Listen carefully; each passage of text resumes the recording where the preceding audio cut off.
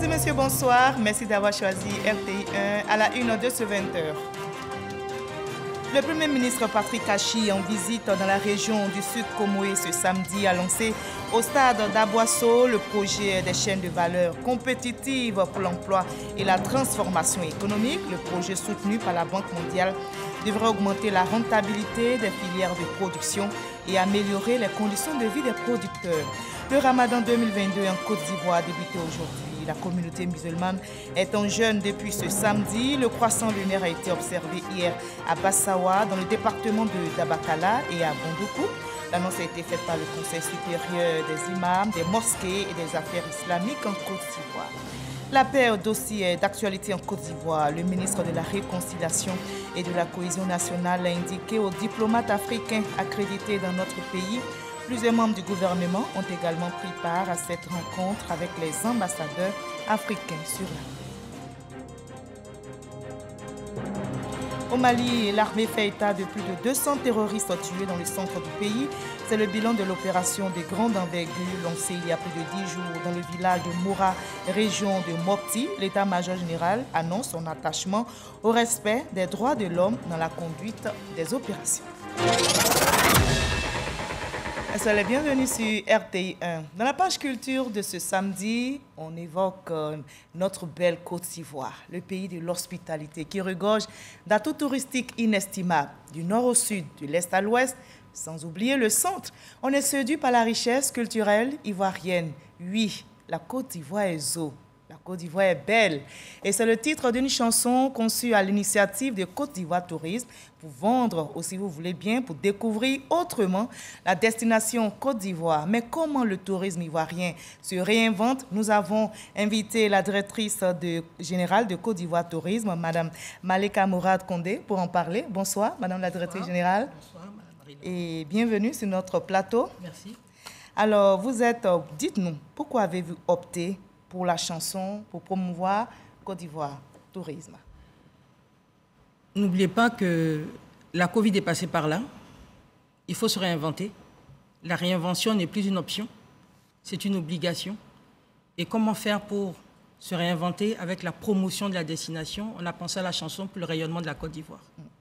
Et justement, vous allez nous en dire davantage dans une trentaine de minutes, mais Merci. pour le moment, vous restez avec nous. Nous allons partir dans la région du Sud, Comoé, où le Premier ministre Patrick Achi était en visite ce samedi. Le chef du gouvernement ivoirien a lancé le projet des chaînes de valeur compétitives pour l'emploi et la transformation économique.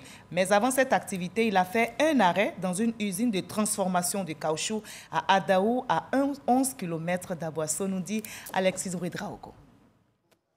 Plus de 80% du caoutchouc naturel produit sur le continent africain vient de Côte d'Ivoire. Le pays, quatrième producteur mondial, a dépassé la barre du million de tonnes et entend consolider ses acquis. Mieux, renforcer sa chaîne de valeur pour plus d'impact sur la vie des populations. Ce samedi, en visite de travail dans le Sud Comoé pour le lancement du projet de chaîne de valeur compétitive pour l'emploi et la transformation économique, petite escale du chef du gouvernement dans une usine de transformation. C'est une joie pour nous en tant qu'acteurs de la filière EVA, voir le Premier ministre se déplacer pour visiter nos installations, c'est une fierté pour nous. Le Premier ministre vient de nous inviter à dépasser la première transformation et à aller à la deuxième transformation, là où se fait la plus-value. Et donc, nous nous inscrivons dans les instructions qu'il vient de nous donner. Le gouvernement veut pour cette filière passer de la première phase de transformation à la deuxième phase plus rétributive. Patrick Achi vient donc toucher du doigt les problèmes du secteur et déployer l'arsenal gouvernemental pour le rendre plus fort par la modernisation des unités, l'intégration des solutions digitales et autres accès à de nouvelles niches de marché. Un peu plus tard ce samedi, Patrick Achi ira à la rencontre des producteurs. Et on va rester dans la région du Sud Comoé où justement le Premier ministre Patrick Achi a lancé au stade d'Aboisseau, nouvellement inauguré, le projet des chaînes de valeur compétitives pour l'emploi et la transformation économique. Le projet soutenu par la Banque mondiale devrait augmenter la rentabilité des filières de production dans le pays et améliorer les conditions de vie et de travail des producteurs. On retrouve Alexis Ouedraogo. chef du gouvernement. En heure militaire, à l'entrée de la ville, puis cap sur le stade d'Aboisseau pour le lancement ce samedi du projet des chaînes de valeur compétitives pour l'emploi et la transformation économique.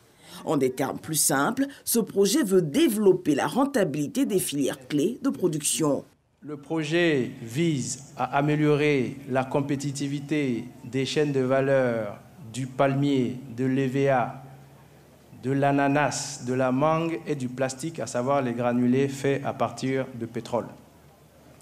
Améliorer la compétitivité voudrait dire augmenter la valeur et le volume de nos exportations dans ces spéculations.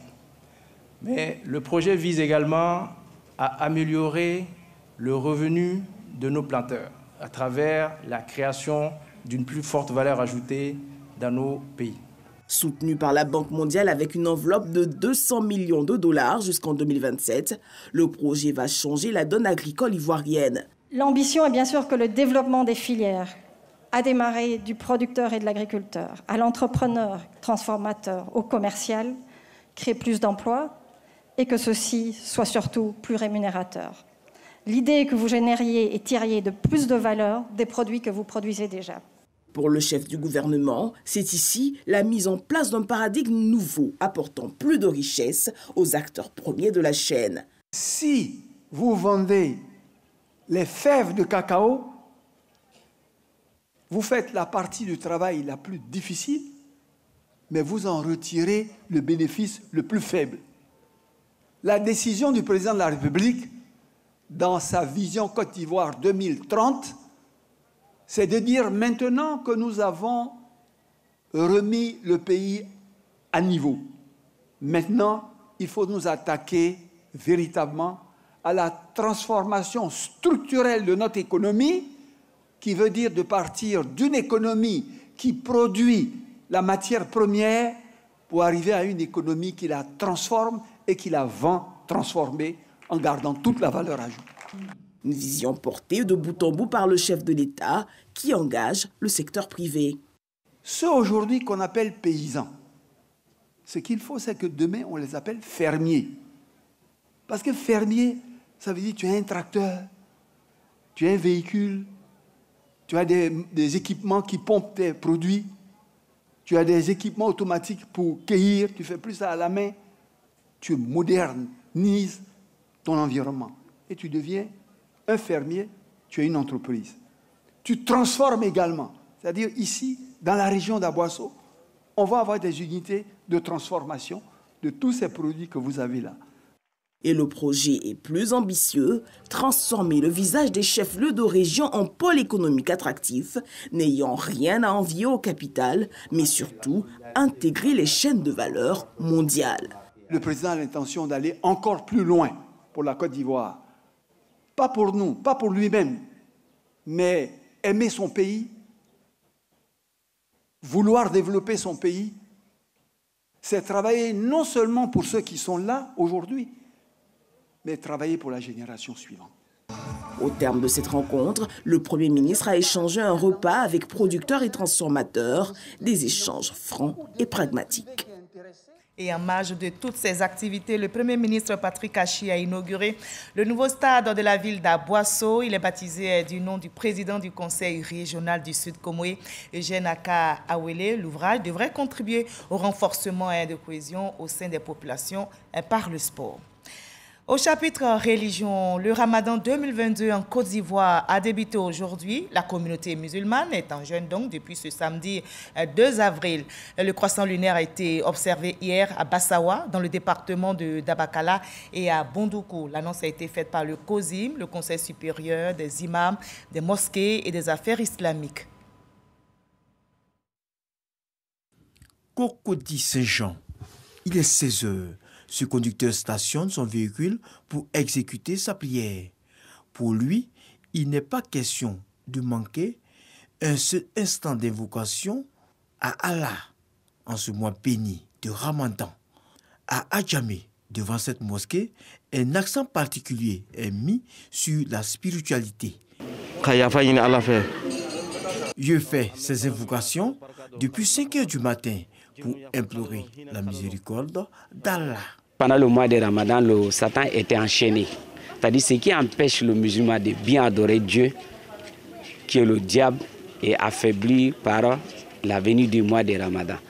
Non loin de la mairie d'Adjamé, Ami se dit soulagé par ce temps clément. Par rapport à mon premier jour de carême, ça se passe très bien. Je n'ai pas de saucisse, la faim, rien du tout. Le temps est sombre, il n'y a pas de soleil. C'est déjà un cadeau avec la pluie. Voilà, on n'a pas eu faim, donc ça c'est une grâce à la... Chez ces vendeuses, contrairement à l'année dernière, les beignets se vendent difficilement à l'entame de ce mois de jeûne. Aujourd'hui là c'est dur. On n'a pas encore vu des clients, bon, on n'a pas fait beaucoup comme la manière qu'on fait là. Bon, comme c'est un samedi aussi, c'est ça, c'est un jour ouvrable. Je pense que ça allait aller. À quelques mètres de là, c'est l'affluence chez cette dame. Ça fait 4 ans qu'il achète les beignets chez cette dame-là. Son beignet, il est bien fait, il est raffiné, il est léger. Quand tu manges, tu n'as pas de problème de digestion. Ramadan est marqué par les moments de rupture. Dans cette cour située en plein cœur d'Adjamé, les femmes s'attellent à la cuisine pour concocter des mets variés et succulents. Entre nous ici, c'est la solidarité. Quand il est l'heure pour couper le carême, chacun fait sa petite part et puis on mange ensemble. On prie Dieu aussi que le reste s'achève comme ça. Voilà, bon mois de Ramadan à tous les musulmans. Le reportage a été réalisé par Halil Diomandé et Issa Chonan Yeo. Sur l'ensemble du territoire, le gouvernement multiplie la réalisation des chantiers routiers afin de faciliter la circulation des personnes et des biens. Eh bien, cette vision se traduit en actes concrets dans la région, du Hambol, connu pour son fort potentiel de production d'anacade. Et c'est ainsi que dans le département de Dabakala, la commune de Bolérédougou est reliée à la sous-préfecture de Niéméné par du bitume. En tout, 12 km de voiries qui ont été visitées par le ministre de l'Équipement et de l'Entretien routier. Le reportage de Mahama Kaori. À l'instar des autres villages de la région du Hambol, Niéméné est connu pour son potentiel de production de noix de cajou. Jusque-là, le mauvais état de la voie d'accès à cette localité rendait difficile l'évacuation des produits. Plus le cas aujourd'hui, avec le bitume qui relie depuis quelques mois Niéméné à l'axe Katiola-Dabakala. Avant, il n'y avait pas goudron, mais maintenant, il y a goudron vraiment. En tout cas, je trouve la route très bonne. Nos produits sortent très facilement. Avant, pour aller à Fumolo, pour aller présenter une voiture comme ça, tu as toutes les difficultés parce que la voie n'est pas bonne. Mais actuellement, il sait qu'il peut prendre la voie, c'est sauf pour venir à Niéméné. La voie arrange nos affaires. Pour désenclaver Niéméné, le gouvernement a autorisé la construction de 12 km de route bitumée depuis la commune de Bolérédougou. La largeur de la route est de 7 mètres de chaussée et de 1,50 m d'accotement. Les travaux ont consisté à construire aussi des ouvrages de drainage pour l'évacuation des eaux pluviales et aussi l'éclairage de la traversée de Boniré. Il a plu au président d'autoriser donc le bitumage de cette voie, donc ce qui a été fait, mais aussi dans la ville de Niéméné, de donner 3 km. Les 3 km de bitume dans la sous-préfecture de Boniré sont en train d'être terminés. La volonté du président, c'est d'aider donc à améliorer les conditions de vie sur l'ensemble du territoire. Donc, quelles que soient les zones où nous nous trouvons, des travaux importants sont faits. À 2 mois de la fin du délai d'1 an prescrit, le taux de réalisation des travaux est de 90%.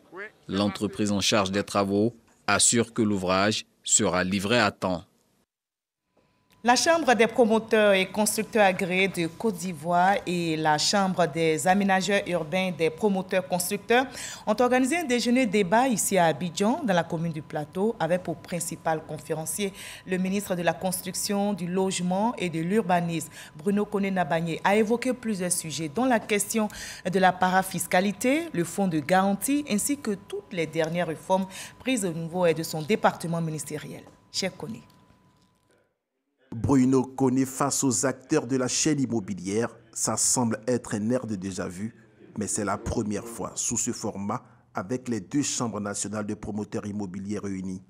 Les enjeux relatifs à la mise en œuvre des dernières réformes au niveau des secteurs de la construction, du logement et de l'urbanisme au centre des échanges. Aujourd'hui, l'enjeu, c'est de pouvoir faire des productions massives, production industrielle, permettent la production de 5 000, 10 000, voire 20 000 logements par an. C'est ça l'enjeu, parce que le déficit est énorme et très important. Cela ne peut pas se faire de façon dispersée, isolée, chacun dans son coin. Aller vers des lotissements anarchiques, ça cause beaucoup de problèmes.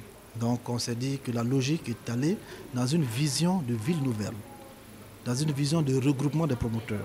Sans langue de bois, les acteurs se sont exprimés. Avec force, détail et pédagogie, Bruno Nabagné-Koné leur a expliqué l'ensemble des réformes, leur impact direct sur les populations, mais également les avantages pour les promoteurs. La vision au niveau de l'État de Côte d'Ivoire, la vision au niveau du chef de l'État, le président Alassane Ouattara, du Premier ministre Patrick Kachi, c'est de faire en sorte que tous les Ivoiriens, partout où ils sont, puissent être logés décemment, puissent avoir accès à un logement décent. C'est cette vision que nous avons et c'est sur cette vision que nous travaillons. Et pour cela, un grand nombre de réformes ont été faites dernièrement qu'il convenait d'expliquer aux acteurs du terrain que sont les promoteurs. Aussi, les inquiétudes relatives au nouveau statut juridique de l'ex-SICOGI mué en agence, la création du fonds de garantie pour le financement du logement social et l'instauration d'une parafiscalité ont-elles fait l'objet d'explications détaillées au grand bonheur des membres des deux chambres. Là, le ministère de l'économie numérique est aussi actif sur le terrain. Vous allez le voir, il vient de procéder à l'inauguration de l'ESATIC. On en sait plus avec notre reporter Sephora Ziki.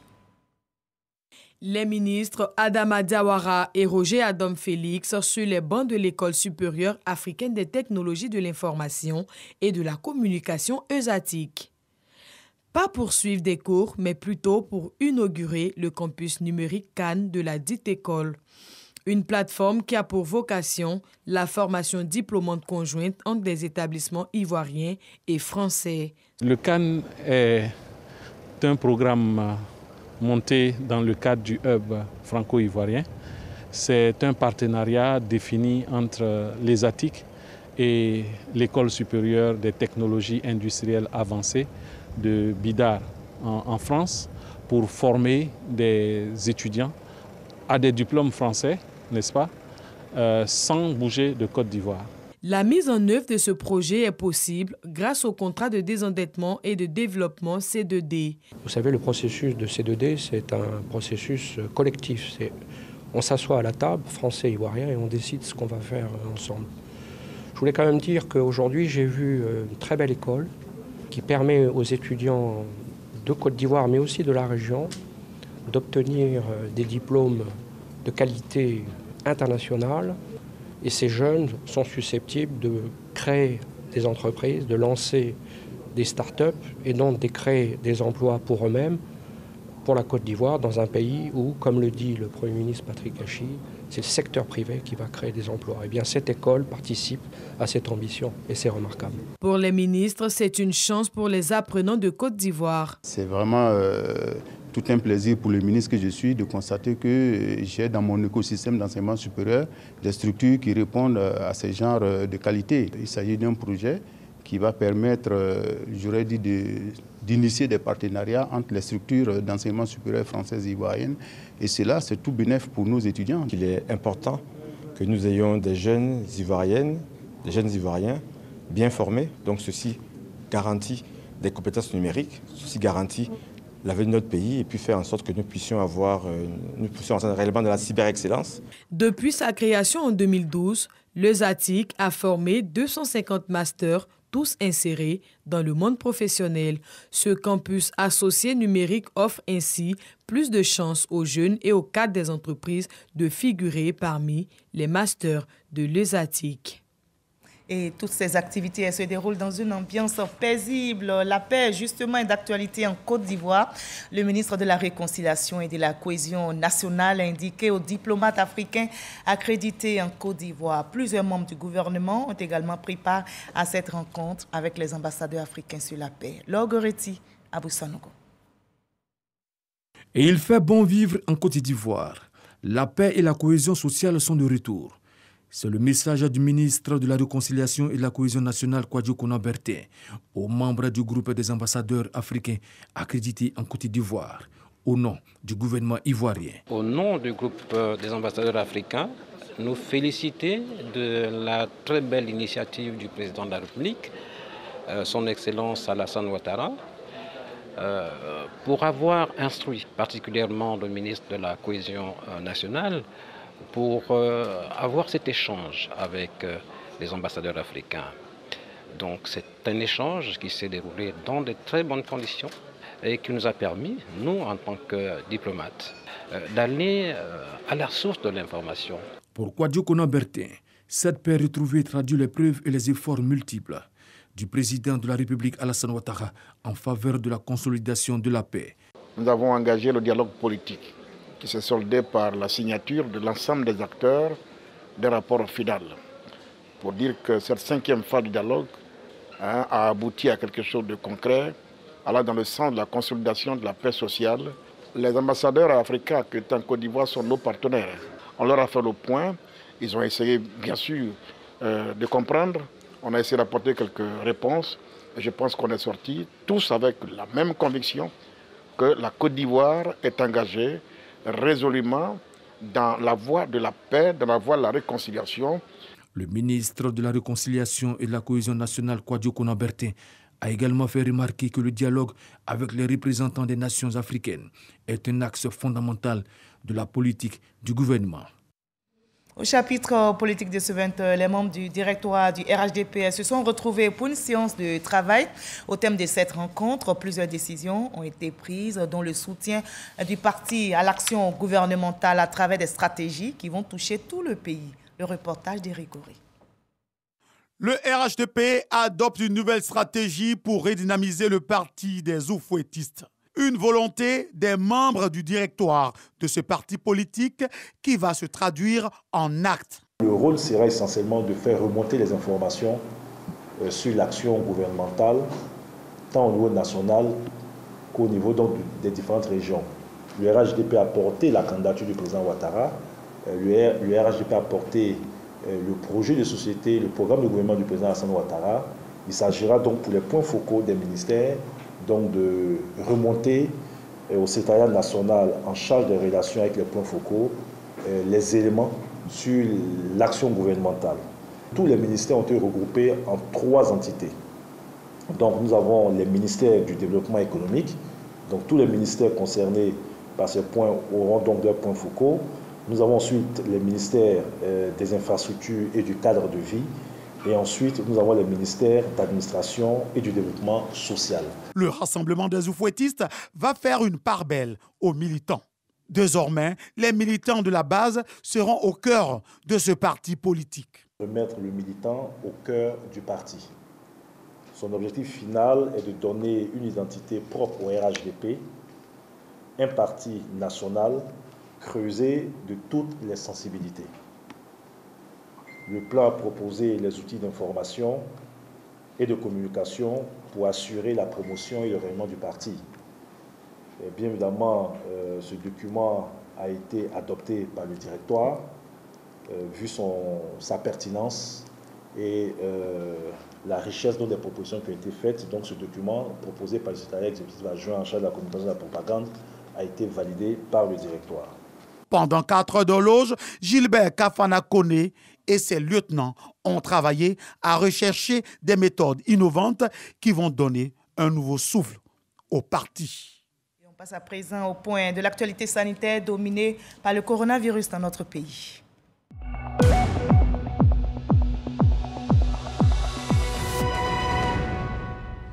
Les chiffres révèlent ce samedi 2 avril 5 nouveaux cas de Covid-19, 8 nouvelles guérisons et 0 décès. Faisons-nous tous vacciner, surtout continuons d'observer les gestes barrières, des gestes simples, mais des gestes qui sauvent.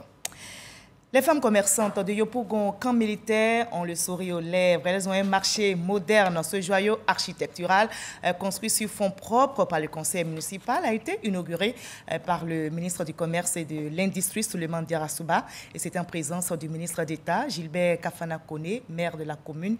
Et il a exhorté les bénéficiaires à en prendre soin. Dodo Zouzou, Abou Sanogo, pour le reportage. D'un coût de réalisation d'1,7 milliard de francs CFA, Cette infrastructure inaugurée par le ministre du Commerce et de l'Industrie, Souleymane Diarra est l'œuvre du conseil municipal. Ce marché est donc le vôtre. Nous l'avons pensé et construit pour vous, afin de vous offrir les meilleurs espaces pour vos activités. Aussi, je voudrais vous rassurer que nous travaillons pour un développement équitable. Aucune couche sociale n'est oubliée. Aucun quartier n'est écarté dans notre politique de développement. Un joyau architectural bâti sur 6500 mètres carrés avec 484 étals et 144 box et boutiques, un espace de déchargement de marchandises et bien d'autres commodités salués par les commerçantes déjà installées. De l'autre côté, on était carrément exposés. On était en bordure de route. Maintenant, ça va. Il y a une sécurité. En tout cas, ici, c'est garanti. Pour le ministre Souleymane Diarra, ce marché moderne de proximité s'inscrit dans la politique de développement du président de la République, Alassane Ouattara. Doter les commerçants ainsi que les entreprises commerciales d'un ensemble d'espaces et d'équipements commerciaux modernes contribue à améliorer les conditions de travail des commerçants d'une part et à améliorer les conditions d'achat des consommateurs d'autre part. C'est pourquoi je vous exhorte à vous faire recenser massivement pour la croissance et la dynamisation de vos activités, car c'est ensemble que nous allons œuvrer au rayonnement d'un secteur commercial dont la contribution au produit intérieur brut de la Côte d'Ivoire ne cesse de croître, et ce au profit d'une Côte d'Ivoire plus stable et plus prospère. Le conseil municipal de Yopougon, avec à sa tête le ministre d'État Gilbert Kafana Koné, s'engage à rénover plusieurs autres marchés d'ici à 2025. L'Office national des sports était devant la presse pour faire le point de l'état d'avancement des infrastructures devant abriter la prochaine CAN dans notre pays. Et à cette rencontre qui s'est déroulée dans les locaux de la piscine d'État de Trècheville, Mme Koné Mariam Yoda, directrice générale de l'ONS, a rassuré l'auditoire quant au respect de la date de livraison des infrastructures. Au Mali, l'armée fait état de plus de 200 terroristes tués dans le centre du pays. C'est le bilan de l'opération de grande envergure lancée il y a plus de 10 jours dans le village de Mora, région de Mopti. L'état-major général des armées maliennes annonce que le respect des droits de l'homme, du droit international humanitaire a été observé dans la conduite de ces opérations. Et nous sommes samedi, place à l'instant culture de ce 20h.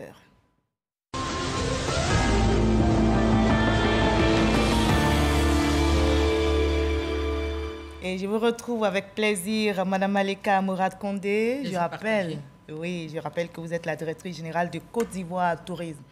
Un secteur important pour notre économie, mais le tourisme, comme les autres domaines, vous l'avez évoqué tout à l'heure, n'a pas échappé aux effets de la Covid-19.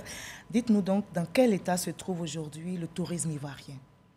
Merci pour l'opportunité. Nous avons été très sinistrés en 2020 avec l'irruption de la maladie à coronavirus qui a disrupté tout l'écosystème. Et les choses, par la grâce de Dieu, sont reparties à partir de 2021. On a réussi à passer d'une résilience passive à une résilience proactive. Il fallait se réinventer. Comment faire pour tourner la page et relancer la machine? Et en relançant la machine, on a réussi quelque chose. Montrer que le tourisme domestique était la solution à notre tourisme, pour être plus résilient. Et aujourd'hui, l'Office du tourisme que je dirige se réinvente en mettant le tourisme domestique au cœur de sa stratégie. Donc le tourisme intérieur. Le tourisme intérieur. D'accord. Justement, nous, on va retenir la promotion de ce secteur-là par la chanson, par la musique. Patricia Mouetia l'évoque aussi dans son reportage, les actions que vous avez déployées pour justement redynamiser ce secteur du tourisme. On va suivre ensemble son reportage et puis on en reparle. Une stratégie que la directrice générale de Côte d'Ivoire Tourisme a déclinée en plusieurs points et qui consiste, selon elle, à améliorer la gouvernance de l'Office national du tourisme, renforcer la résilience du secteur et favoriser l'adéquation entre le plan de destination et les ressources mises à disposition. Selon Malika Mourad Kondé, qui dirige l'institution depuis plusieurs mois, tout est prévu pour faire découvrir la destination Côte d'Ivoire autrement, à travers des outils et un plan d'action. Pour y parvenir, une nouvelle identité visuelle avec la révision du logo a été créée. À cela s'ajoute un nouveau site internet, une signature, Côte d'Ivoire inspirante, terre d'hospitalité, le label Aquaba Sefli et une chanson intitulée Côte d'Ivoire Ezo. La chanson Côte d'Ivoire Ezo, qui signifie la Côte d'Ivoire est belle, est conçue pour une meilleure promotion de la destination et de nos attraits touristiques. Maleka Mourad Kondé a également annoncé une campagne de promotion signée Le dépaysement, c'est ici. Une campagne de promotion interne extrêmement positive qui rejoint les actions du gouvernement avec la stratégie Sublime Côte d'Ivoire dévoilée par le ministre du Tourisme et des Loisirs, Siandou Fofana, dont l'ambition à l'horizon 2025 est d'accueillir 5 millions de visiteurs internationaux.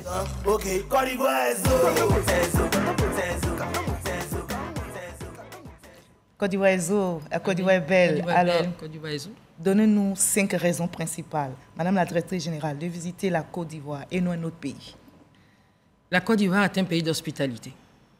C'est un très beau pays, magnifique, doté d'attraits touristiques naturels, époustouflants. Pourquoi aller visiter les autres pays et pas notre pays? Et donc, à travers cette chanson promotionnelle, nous avons voulu présenter les attraits touristiques de notre pays à travers la chanson, parce que pour nous, faire la promotion à travers la chanson, c'était se réinventer. Que visiter à travers la Côte d'Ivoire? Nous avons choisi à peu près 5 grandes régions. En dehors de la ville d'Abidjan, qui est le leader en termes de tourisme d'affaires, nous avons le sud Comoé, avec les belles plages d'Assini, la ville historique de Grand-Bassam. Nous avons aussi la ville d'Abouassou. Nous pouvons aller jusqu'à Tiapoum. Nous avons aussi le sud-ouest, que nous appelons la perle des côtières, avec ses baies magnifiques.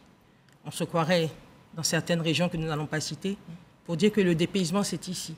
Le tourisme, c'est la convivialité. Donc, qu'est-ce que nous recherchons? C'est passer du bon temps en famille. Nous avons au centre la basilique. C'est la plus belle au monde, la plus grande.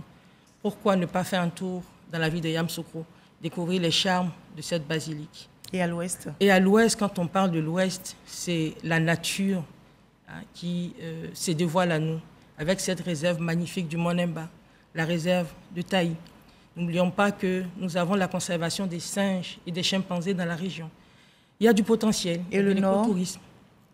Au nord, nous avons la magnifique mosquée de Kong, qui est un patrimoine de l'UNESCO. La mosquée a besoin d'être découverte. Nous avons besoin d'écrire l'histoire de cette mosquée. Et une histoire forte. Nous avons un pont entre la mosquée de Kong et la ville de Grand-Bassam. Nous avons une histoire entre la ville de Kong et la ville de Grand-Bassam. Et bientôt, vous allez le découvrir à travers les offres touristiques que nous sommes en train de préparer.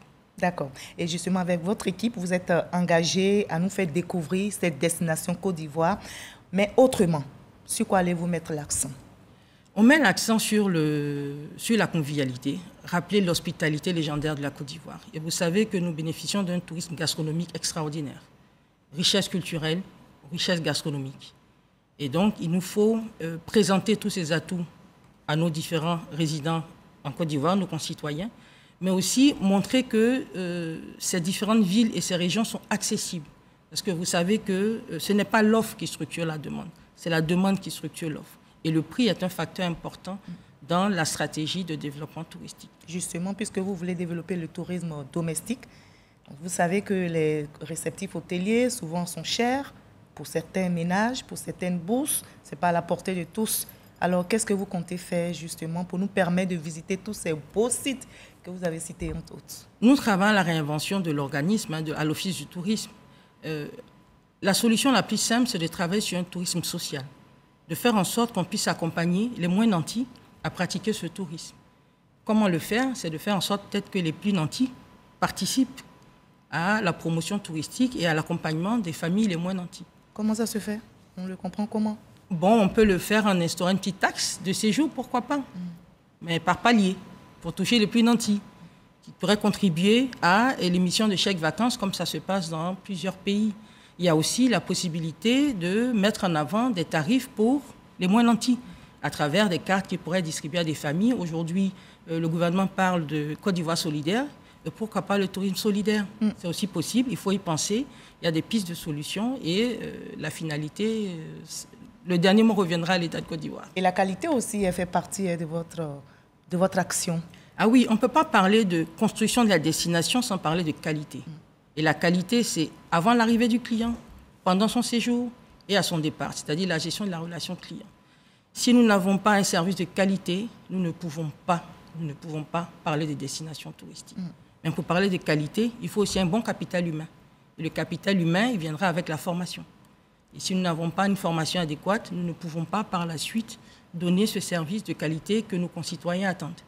La qualité, ce n'est pas seulement pour le touriste international, c'est aussi pour les touristes locaux. D'accord. La Côte d'Ivoire est zo. Quand on vous l'entend, c'est un hymne conçu, hein, cette chanson, pour vendre la destination Côte d'Ivoire. Côte d'Ivoire est zo, Côte d'Ivoire est belle. On a vu un peu le son. Et cette chanson nous fait découvrir la Côte d'Ivoire dans toute sa splendeur, toute sa beauté. Dites-nous, qu'est-ce qui justifie justement? Moi, c'est le style de cette chanson. Oui, nous sommes allés vers le coupé-décalé de la musique afrobeat, la musique urbaine. Jeune. Oui, assez jeune. Les adultes, les vieux sont exclus? Non, pas du tout. N'oubliez pas qu'aujourd'hui, la musique ivoirienne fait swinguer le monde, si je peux m'exprimer ainsi.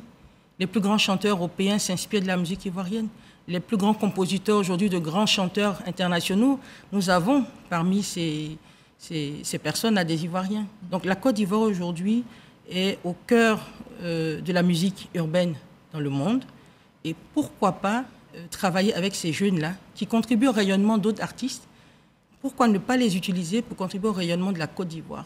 Et je pense qu'ils ont été très, très, très heureux de participer à la conception de ce clip, de cette chanson. Et je les remercie parce que... Et déjà, ça a du bon répondant sur le terrain?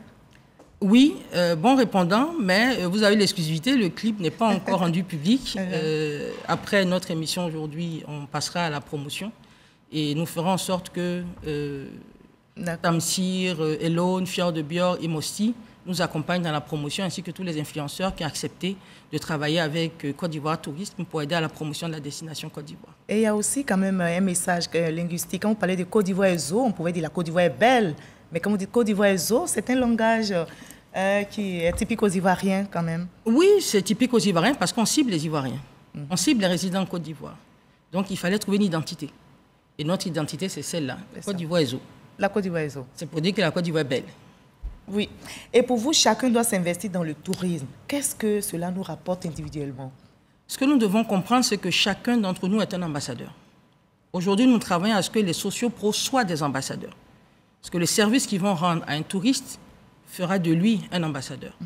Vous êtes un ambassadeur. Je suis un ambassadeur. Le citoyen lambda est un ambassadeur. Tout le monde peut vendre la Côte d'Ivoire.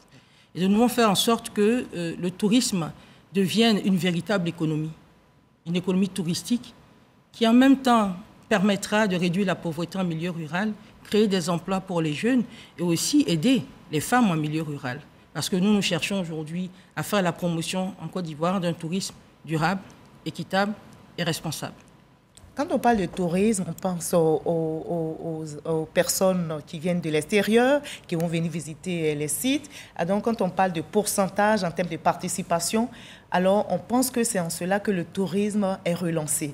Vous donnez un autre message. Ah oui, pour nous, c'est le tourisme domestique. Quand vous regardez les chiffres en 2019, le tourisme international, c'est 2 millions à peu près de touristes en Côte d'Ivoire. Le tourisme domestique, nous étions autour de 2 millions aussi. 2020, la crise de Covid passe par là. Le tourisme international, 600 000. Le tourisme domestique, 1 million. Donc, vous voyez que la part du tourisme domestique est plus importante.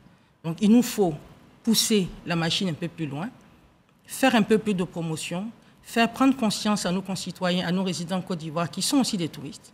Le fait de se déplacer d'un endroit X à un endroit Y pour une visite familiale, funéraire, tout ce que vous pouvez imaginer, fait de vous un touriste à condition que vous passiez une nuitée. Aujourd'hui, le défi, c'est de faire en sorte que les gens passent le plus de nuitées possible et d'avoir une bonne dépense touristique. Et en ce moment-là, le socio-pro gagnerait un peu plus et ça ferait un bon moteur de l'économie. Donc, nous sommes tous de potentiels touristes et on invite les résidents en Côte d'Ivoire à pratiquer ce tourisme intérieur et à accompagner notre économie touristique. Et comment vous voyez le tourisme ivoirien dans 2 ans? Magnifique. Magnifique. Comme on parlera de la qualité, France, oui. Plus que la France. Parce qu'aujourd'hui, le premier touriste en France, c'est le français. D'accord.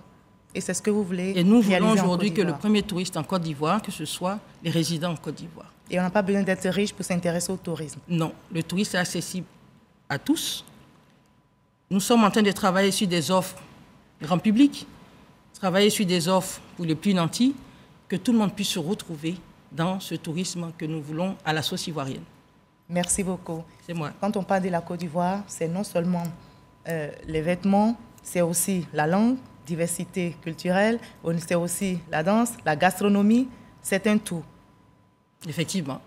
Quand on parle de vestimentaire, nous ne pouvons pas ne pas nous-mêmes faire la promotion de nos tissus locaux et nous accompagnons les coopératives dans toutes les régions à l'intérieur du pays en vue de faire la promotion de nos tissus qui sont magnifiques et j'encourage toutes les populations à faire de même.